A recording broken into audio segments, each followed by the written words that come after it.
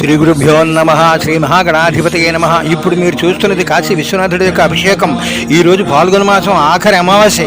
రేపు సంవత్సరాది అంటే ఈ లింగానికి అభిషేకం చేసినట్టయితే గత సంవత్సరం అంతా కూడా మీరు అభిషేకం చేసిన ఫలితం రేపు సంవత్సరాదిలో చూసినట్టయితే సంవత్సరం అంతా మీరు చేసేసినట్టు ఫలితం కలిగేటటువంటి ఏర్పాటు ఇగో ఈ లింగానికి ఉందన్నమాట.